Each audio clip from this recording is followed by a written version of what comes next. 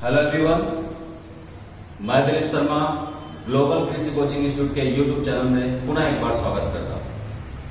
आज live stock animal husbandry पशुपालन में एक बहुत ही मोस्ट इंपोर्टेंट टॉपिक दूध का संगठन कॉम्पोजिशन ऑफ मिल्क पे डिस्कस करूंगा।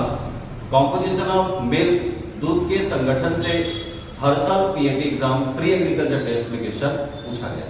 कुछ इंपॉर्टेंट क्वेश्चन को आगे बढ़ेंगे। कुछ क्वेश्चन ऐसे होते हैं जो theory based concept based question होते हैं, उस पर भी ध्यान दिया जाएगा। जो पॉइंट इंपॉर्टेंट है उसे कॉपी में बिल्कुल नोट करते चलेंगे। आप सभी का डिमांड है कि ऑनलाइन सेशन भी स्टार्ट किया जाए, तो नेक्स्ट ईयर से ऑनलाइन सेशन भी हमारे संस्थान के द्वारा स्टार्ट किया जाएगा, जिसके माध्यम से आप प्री एग्रीकल्चर टेस्ट की तैयारी ऑनलाइन छत्तीसगढ़ के किसी भी कोने में बैठकर आप तैयारी कर सकते हैं। तो चलिए स्टार्ट करते हैं। दूध का संगठन कॉम्पोजिशन ऑफ मिल्क, दूध का संगठन बहुत ही मोस्ट इंपोर्टेंट टॉपिक है यदि हम पीएटी एग्जाम से बात करें। सबसे पहला शब्द यहाँ पे आपको दिखाई दे रहा होगा मिल्क, दूध की बात कर रहे हैं। किसकी बात कर रहे हैं? दूध। तो यहाँ पे डेफिनेशन बनकर ये तैयार होगा। हम डेफिनेशन ही कह सकते हैं कि वह लिक्विड मटेरियल, वह तरल पदार्थ, वह तरल पदार्थ जिसमें 3.25% वसा, जिसमें 3.25% वसा तथा 8.5% वसा रहित ठोस पाया। क्लियर हुआ?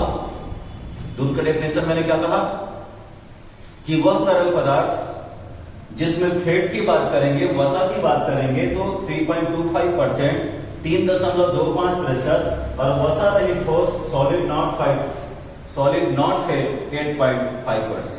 क्लियर हुआ? मतलब वह तरल पदार्थ जिसमें 3.25% वसा, 8.5% वसा रहित ठोस पाया जाता है, उसे हम क्या कहते हैं? दूध कहते हैं। नेक्स्ट इंपॉर्टेंट क्वेश्चन कॉपी में एरो देकर लिखेंगे, बहुत ही मोस्ट इंपॉर्टेंट है। यदि बात करें हम दूध की मात्रा की बात करें तो ऐसा वैज्ञानिकों का कहना है कि जो ब्याने का, जो बछड़े देने की जो अवस्था होता है, कॉल्विंग जो ड्यूरेशन होता है, तो ब्यात के 15 दिन पहले, ब्यात के 15 दिन पहले वह 5 दिन बाद, क्लियर हुआ? ब्यात के 15 दिन पहले व ब्यात के 5 दिन बाद जो दूध प्राप्त होता है उसे दूध की श्रेणी में शामिल किया नहीं जाता। जैसे कि आपको पता होगा कि जैसे ही गाय बछड़े को जन्म देती है तो क्या होता है, जो 3 से 6 दिन की अवधि में जो दूध प्राप्त होता है उसे हम खीस, कोलेस्ट्रॉल कहते हैं। क्लियर हुआ? तो वही कहानी यहाँ पे कि ब्यात का 15 दिन पहले व 5 दिन बाद की अवस्था में जो दूध प्राप्त होता है उसे दूध की श्रेणी में नहीं रखा जाता। क्लियर? अब जो मैं जो बोलने जा रहा हूं वो 110% पीएटी एग्जाम में कहीं ना कहीं किसी न किसी वर्ष पूछा गया है। तो प्यारे बच्चों, कॉम्पोजिशन ऑफ मिल्क की बात कर रहा था मैं। दूध का एक टिपिकल बनाएंगे हम, जैसे जल की मात्रा। आपसे एग्जाम में पूछा गया है कि दूध में जल की प्रतिशत मात्रा कितना होता है, तब आंसर देंगे 87.5%, 87.5%। क्लियर? यदि दूध में हम बात करेंगे दुग्ध शर्करा, जिसे आप दुग्धम कहते हैं, लैक्टोज की बात करेंगे। इसकी बात करेंगे लैक्टोज। तो दूध में जो लैक्टोज की जो प्रतिशत मात्रा है 4.7 से 4.9%। क्लियर? नेक्स्ट पॉइंट आपसे एग्जाम में पूछा जा सकता है प्रोटीन। क्या पूछा जा सकता है? प्रोटीन। यदि दूध में प्रोटीन की बात करेंगे तो 2.7 से 3% तक प्रोटीन पाया जाता है। आगे चल के प्रोटीन के बारे में भी मैं आपको डिस्कस करूंगा कि दूध में पाए जाने वाले प्रोटीन को हम क्या कहते हैं, कैसे, क्योंकि इसके डिफरेंट टाइप में आपको पढ़ाऊंगा।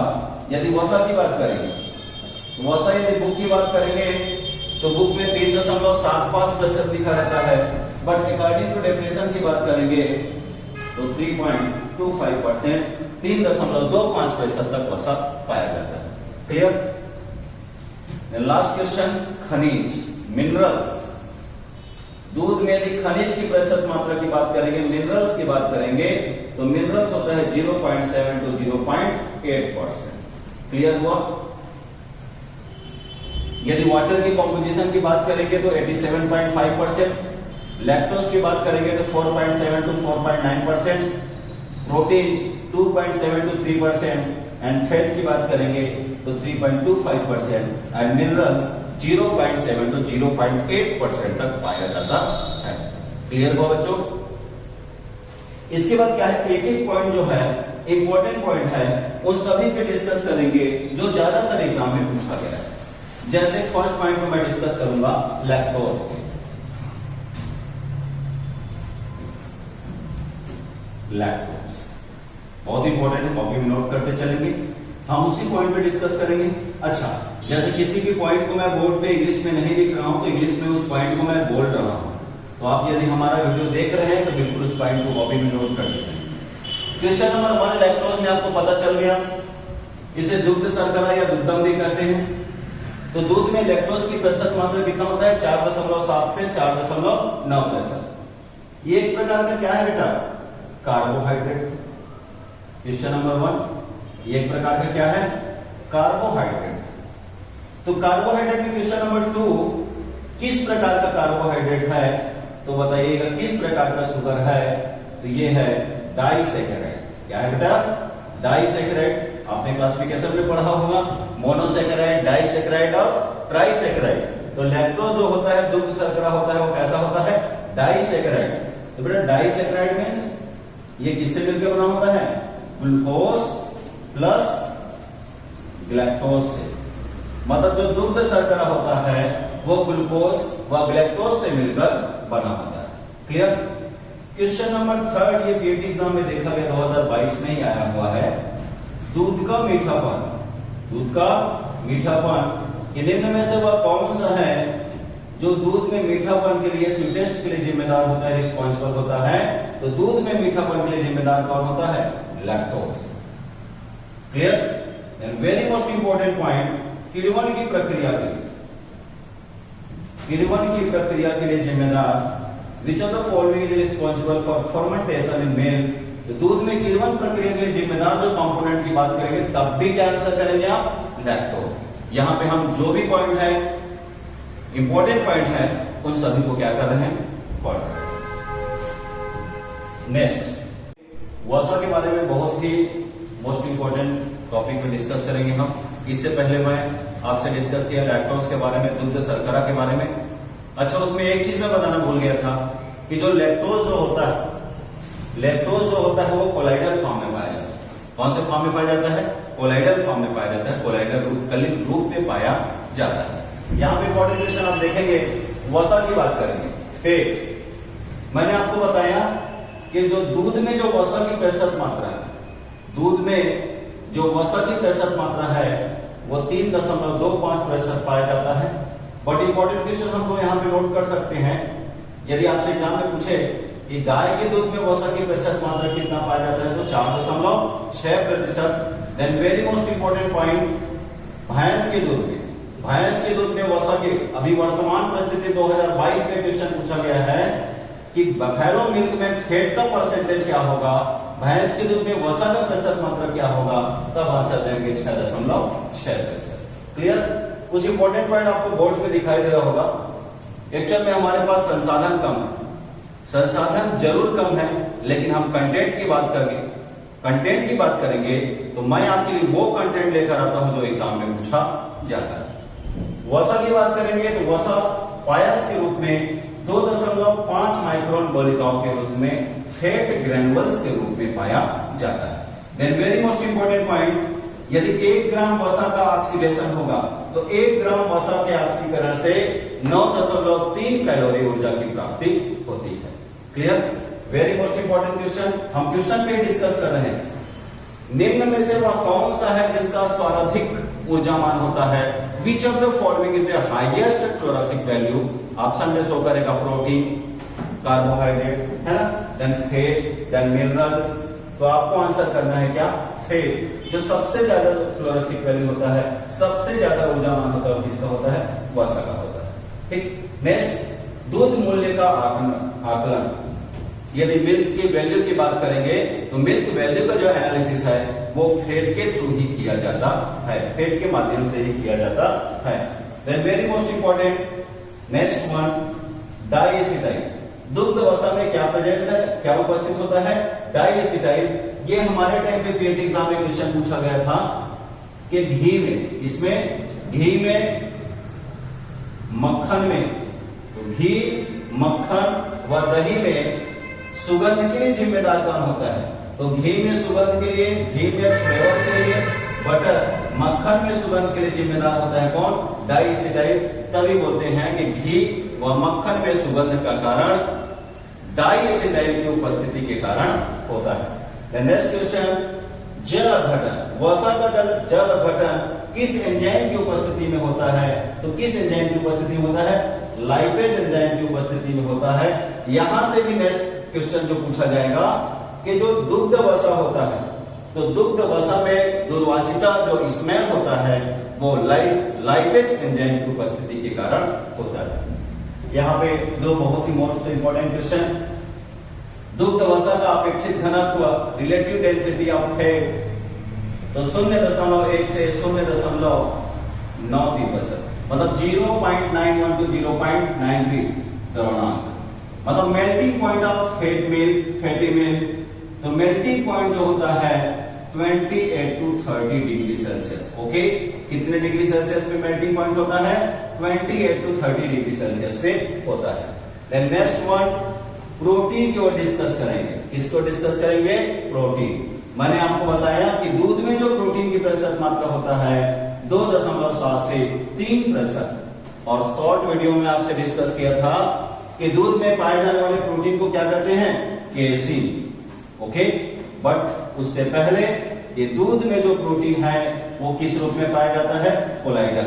बहुत ही मोस्ट इंपॉर्टेंट है, बार बार पीएटी एग्जाम में रिपीट होता है। दुग्ध वसा किस रूप में पाया जाता है? पायस के रूप में पाया जाता है। दुग्ध वसा पायस के रूप में पाया जाता है और दुग्ध प्रोटीन कोलाइडल या कलील के रूप में पाया जाता है।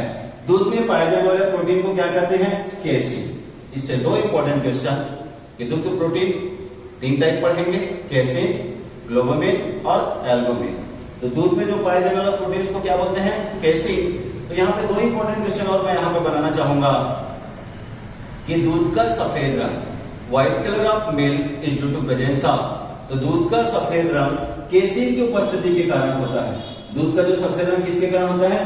केसीन की उपस्थिति के कारण होता है। और तो दूध का जो पीलापन है, जो हल्का पीलापन जो दिखाई देता है येलोइश कलर ऑफ मिल्क, वो किसकी उपस्थिति के कारण? कैरोटीन। दो क्वेश्चन यहां से इनडायरेक्टली पूछा जाएगा कि किसके दूध में कैरोटीन की अधिकता होता है, तो आंसर देंगे बफेलो मिल्क।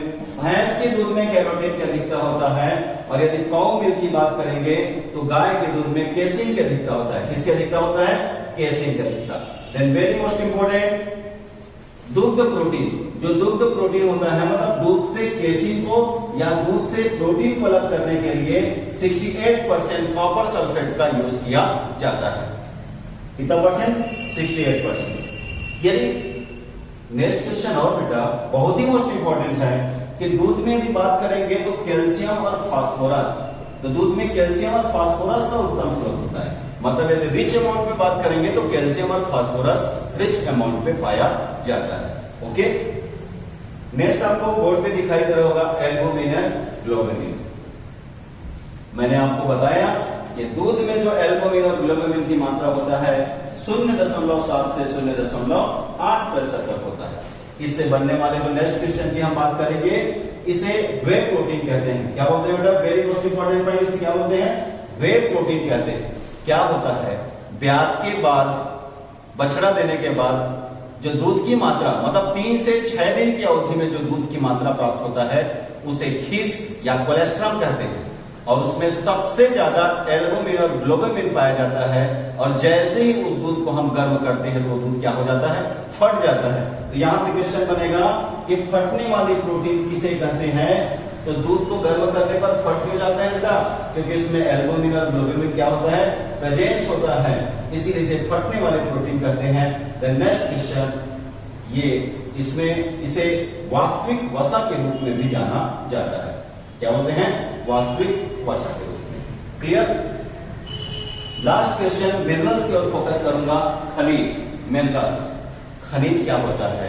जब हम दूध को गर्म करते हैं, तो जब दूध को हम बहुत ही ज्यादा अत्यधिक तापक्रम पर गर्म करते हैं, तो जो लोअर पार्ट पर जो पदार्थ जो जमकर जो प्राप्त होता है उसे हम मिनरल्स कहते हैं। इसलिए मैंने लिखा कि वह पदार्थ जिसे 550 डिग्री सेल्सियस तापक्रम पर गर्म करके प्राप्त किया जाता है उसे हम क्या कहते हैं? खनिज कहते हैं। क्या कहते हैं? खनिज कहते हैं। तो जो खनिज का जो प्रतिशत मात्रा होता है 0.7 to 0.8% होता है। यहाँ पे थोड़ा सा गलती हुआ बेटा, अब कॉपी में करेक्शन करेंगे। बहुत ही मोस्ट इंपॉर्टेंट पॉइंट, कहीं नहीं मिलेगा ये। यदि आपके एग्जाम में पूछा कि दूध में एल्बुमिन की मात्रा कितना होता है, तो बताइएगा 0.5%। एल्बुमिन की मात्रा कितना होता है? 0.5%। और ग्लोबुमिन की मात्रा पूछे तो 0.1%। वेरी मोस्ट इंपॉर्टेंट, दूध में एल्बुमिन की मात्रा 0.5% और दूध में ग्लोबुमिन की मात्रा 0.1%। ओके, करेक्शन करेंगे।